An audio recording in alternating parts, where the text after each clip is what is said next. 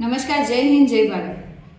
2 દિવસ પહેલા ભારે વરસાદના કારણે ઘણી બધી જગ્યાઓ પર પાણી ભરાણા હતા. એવી જ રીતે પર્વત પાટી એટલે પર્વત ગામની પાસે આવેલા ગોડાદરા વિસ્તારમાં એક કોમર્શિયલ બિલ્ડિંગ બની રહેલ છે, જે છેલ્લા 10 વર્ષથી બંધ હાલતમાં છે. આ બિલ્ડિંગના બેઝમેન્ટ ખુલ્લા હોવાના કારણે આખા રોડ પર પાણી અને બેઝમેન્ટમાં પણ ખૂબ પાણી ભરાયું હતું. ત્યાં ચાલીને જતા કોઈ વ્યક્તિને ખબર પણ ના પડે કે આ બેઝમેન્ટ ખુલ્લું છે અથવા તો પાણીનો પ્રવાહ જે બેઝમેન્ટ તરફ જઈ રહ્યો છે એ બેઝમેન્ટ ખૂબ ઊંડું છે. આવા સમયે એક 21 વર્ષનો યુવાન પાણીમાં તણાઈને રોડ પર ચાલીને જતો હતો અને ખ્યાલ ના આવતા એ તરત પ્રવાહ વધારે હોવાના કારણે બેઝમેન્ટમાં જતો રહ્યો. આ ઘટનાની જ્યારે સુરત મહાનગરપાલિકાને જાણ થઈ ત્યારબાદ સુરત મહાનગરપાલિકાની ફાયરની ટીમ, ઝોનની ટીમ, તમામ લોકોએ શોધખોળ ચાલુ કરી. ત્યાંના સ્થાનિક પોલીસ સ્ટેશનના તમામ પોલીસના વડાઓ પણ ત્યાં હાજર હતા. પણ સવાલ એ થાય છે કે 75 કલાક સુધી પણ તપાસને શોધખોળ કરતા પણ એ યુવક નથી મળી આવતો.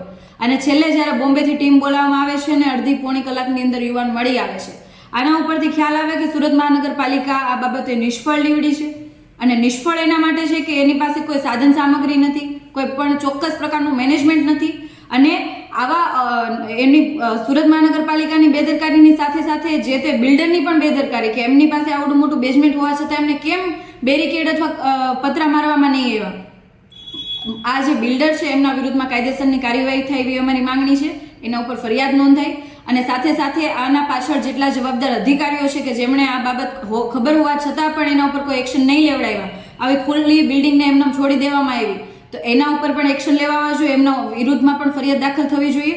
અને સુરત મહાનગરપાલિકાના તમામ ઝોનની અંદર તમામ આવા પ્રકારનો સર્વે કરવામાં આવે કે કેટલી બિલ્ડિંગો ખુલ્લી છે અને કેટલા આવા ભયજનક સ્થાનો છે, તો એના ઉપર સર્વે કરીને કાયદેસરની કાર્યવાહી કરવામાં આવે, જેથી આવનારા સમયની અંદર આવી બીજી કોઈ દુર્ઘટના ના બને.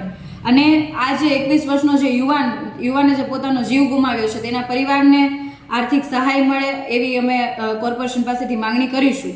અને સાથે સાથે બસ એટલી જ આશા અને અપેક્ષા રાખીએ કે આ જે મૃત્યુ પામ્યો છે યુવાનને અને એની સાથે સાથે એમના પરિવારને ન્યાય મળે, એના માટે બિલ્ડર ઉપર ફરિયાદ થાય અને સાથે સાથે અધિકારીઓ ઉપર પણ ફરિયાદ નોંધાય.